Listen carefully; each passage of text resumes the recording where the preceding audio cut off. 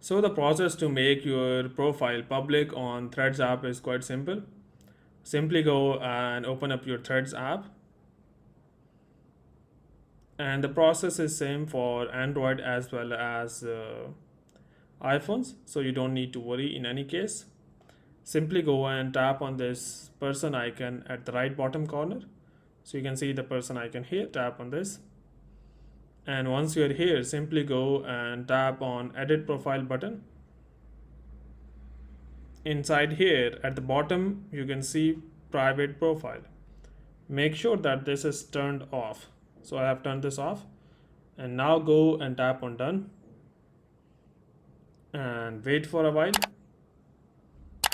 And once that is done, now you have successfully made your profile public on Threads app. But before you go, please like, subscribe and share. Thank you.